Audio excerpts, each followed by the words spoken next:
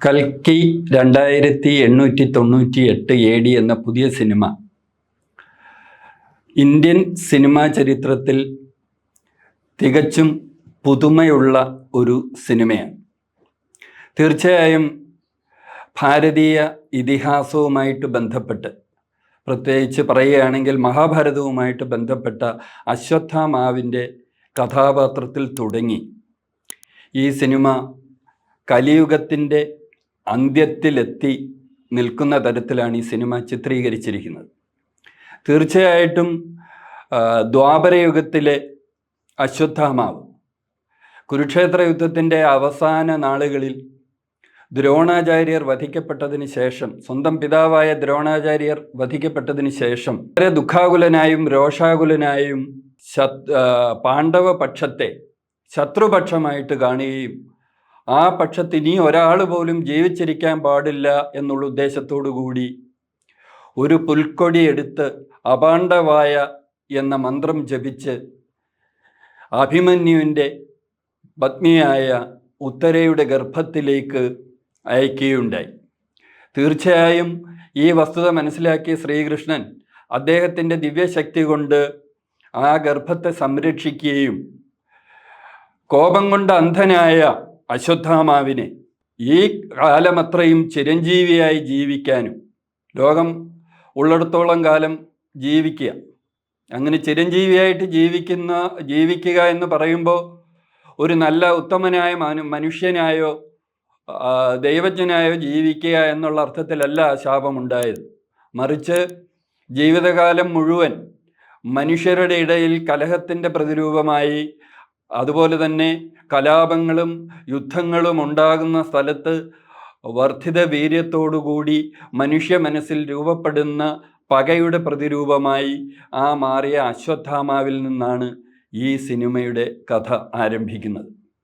അശ്വത്ഥാമാവ് എന്ന് പറയുന്ന കഥാപാത്രം കലിയുഗത്തിൽ തിന്മയുടെ പ്രതീകമായി, അതുപോലെ തന്നെ ഏറ്റവും കൂടുതൽ മനുഷ്യരുടെ ഇടയിൽ വിദ്വേഷം ജനിപ്പിക്കുന്ന, അതുപോലെ ദുരന്തങ്ങൾ വിതയ്ക്കുന്ന ഒരു കഥാപാത്രം ആണ്.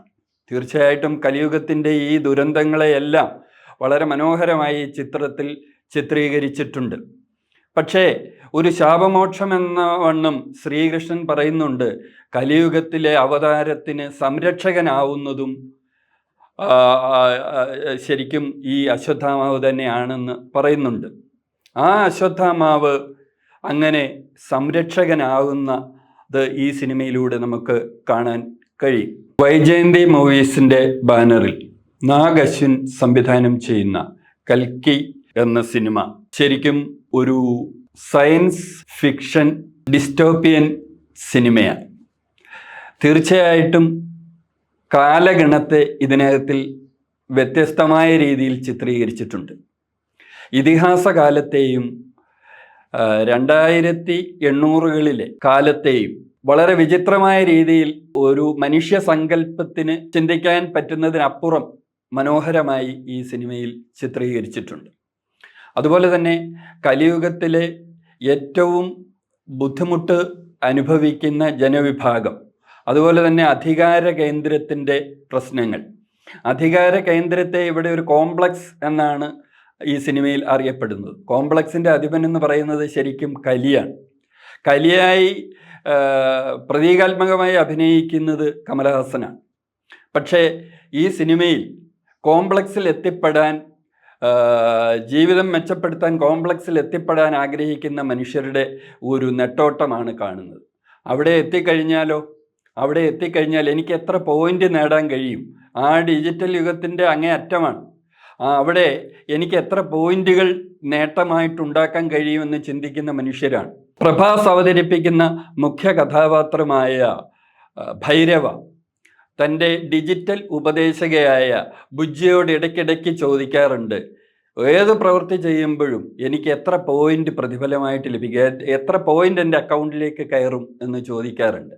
തീർച്ചയായിട്ടും ഇന്നത്തെ കാലത്തെ പണത്തിൻ്റെ മൂല്യം അന്നത്തെ കാലത്ത് പോയിന്റുകളായിട്ടായിരിക്കാം ആ ഡിജിറ്റൽ യുഗത്തിൽ കണക്കാക്കപ്പെടുന്നത് എന്നുള്ള ഒരു ഒരു ഒരു വിചിത്രമായ അനുഭവം ആ സിനിമയിലൂടെ നമുക്ക് വെളിപ്പെടുന്നുണ്ട്. അതുമാത്രവുമല്ല, യുദ്ധോപകരണങ്ങളുടെ കാര്യത്തിലും സാങ്കേതിക വിദ്യയുടെ കാര്യത്തിലും 2900 എത്രമാത്രം ഈ ആധുനിക കാലത്തേക്കാൾ മുന്നോട്ട് പോയി എന്നുള്ളത് ഒരു സാങ്കല്പികമായ അല്ലെങ്കിൽ ഫാൻറ്റസിയുടെ കാഴ്ചപ്പാടിലൂടെ വളരെ വ്യക്തമായിട്ട് ഈ സിനിമയിൽ പ്രകടമാകുന്നുണ്ട്. കമലഹാസൻ ഒരു പ്രതീകാത്മക കഥാപാത്രമായിട്ട്, കലിയായിട്ട്, ഈ ലോകത്തെ നിയന്ത്രിക്കുന്ന ദുഷ്ടതകളുടെ കേന്ദ്രമായിട്ട് ഈ സിനിമയിൽ മാറുമ്പോൾ അശ്വത്ഥാമാവ് തൻ്റെ ദുഷ്ടതകളെല്ലാം ഉപേക്ഷിച്ച് വളരെ സാത്വികമായ ഒരു കഥാപാത്രമായിട്ട് കലിയുഗത്തിൻ്റെ അന്ത്യത്തിൽ പുനർജനിക്കുന്നത് നമുക്ക് കാണാൻ കഴിയും. അദ്ദേഹം കൽക്കിയുടെ ജനനത്തിന് കാത്തിരിക്കുകയാണ്. കൽക്കിയുടെ ജനനം എന്ന് പറയുന്നത് സുമതി എന്ന് പറയുന്ന കഥാപാത്രത്തെയാണ് അതിൻ്റെ അമ്മയായിട്ട്, കൽക്കിയുടെ അമ്മയായിട്ട് വരുന്നത്. ദീപിക പദുക്കോൺ ആ കഥാപാത്രത്തെ അവിസ്മരണീയമാക്കിയിട്ടുണ്ട്. അപ്പോൾ കൽക്കിയുടെ സംരക്ഷകനായി, ഗർഭസ്ഥയായ കൽക്കിയുടെ സംരക്ഷകനായി അദ്ദേഹം മാറുമ്പോൾ അദ്ദേഹത്തിൻ്റെ സഹായിയായി മറിയ എന്ന കഥാപാത്രമായി ശോഭന ജീവിക്കുകയാണ്. അമിതാഭ് ബച്ചനാണ് അശ്വത്ഥാമാവിൻ്റെ വേഷം അഭിനയിക്കുന്നത്. ഇന്ത്യയിലെ ഏറ്റവും പ്രഗത്ഭനായ ഒരു നടൻ എന്ന നിലയിൽ മഹാഭാരതത്തിലെ ഏറ്റവും ഉദാത്തമായ ദ്വാപരയുഗത്തിലെ ദുഷ്ടകഥാപാത്രമായി, അധപ്പതിച്ച ഒരു കഥാപാത്രമായി, ചിരഞ്ജീവിയായി മാറിയ അദ്ദേഹം കലിയുഗത്തിൻ്റെ അന്ത്യത്തിൽ ഉത്തമനായ ഒരു കഥാപാത്രമായി മാറുമ്പോൾ അദ്ദേഹത്തിൻ്റെ വേഷപ്പകർച്ചകൾ എത്ര മനോഹരമായിട്ടാണ് അമിതാഭ് ബച്ചൻ ഈ രണ്ട് വൈരുദ്ധ്യങ്ങളെയും അഭിനയിച്ച് മികവുറ്റതാക്കിയത് എന്ന് ഈ സിനിമ കൃത്യമായി വെളിപ്പെടുത്തുന്നുണ്ട്. അതുപോലെ തന്നെ ശോഭന അദ്ദേഹത്തിൻ്റെ സഹായിയായിട്ട് വളരെ മികവാർന്ന അഭിനയം പുലർത്തുന്നുണ്ട്. ധാരാളം നടീനടന്മാരും ഒരുപാട് സാങ്കേതിക വിദ്യകളും ഒക്കെ ഉള്ള ഈ സിനിമ തികച്ചും വ്യത്യസ്തമായ ഒരു ദൃശ്യാനുഭവത്തെയാണ് ഇന്ത്യൻ പ്രേക്ഷകർക്ക് നൽകുന്നത്. വ്യത്യസ്ത ഭാഷകളിലുള്ള ഈ സിനിമ തീർച്ചയായിട്ടും എല്ലാ ഭാഷകളിലും മികവാർന്ന വിജയം നേടും എന്നുള്ളത് ഉറപ്പാണ്. കേരളത്തിലെ ഏറ്റവും മികച്ച സിനിമാ തിയേറ്ററുകളിലൊന്നായ ഏരീസ് പ്ലക്സ് ഓഡി 1-ലാണ് ഞാൻ ഈ സിനിമ ഇന്നലെ കണ്ടത്. മികവാർന്ന ദൃശ്യാനുഭവം നൽകിയ ഒരനുഭവമായിരുന്നു അത്. 600 കോടി രൂപ മുതൽ മുടക്കി നിർമ്മിച്ച ഈ സിനിമ വളരെ മനോഹരമായ ഒരു ദൃശ്യാനുഭവമാണ് നൽകുന്നത്. തീർച്ചയായും അന്തർദേശീയ നിലവാരമുള്ള സിനിമകളോട് കിടപിടിക്കത്തക്ക എല്ലാ സാങ്കേതികത്വവും തികഞ്ഞ ഒരു സിനിമയായി ഇതിനെ കാണേണ്ടതായിട്ടുണ്ട്. കൽക്കി എന്ന് പറയുന്ന സിനിമ എല്ലാ അർത്ഥത്തിലും പ്രായഭേദമന്യേ കണ്ട് ആസ്വദിക്കാൻ പറ്റിയ സിനിമയാണ്. അതുപോലെ തന്നെ ഇന്ത്യക്കാർക്കും മലയാളികൾക്കും സുപരിചിതമല്ലാത്ത സാങ്കേതികത്വവും ദൃശ്യാനുഭവങ്ങളും ആണ് ഈ സിനിമയെ മികവുറ്റതാക്കുന്നത്.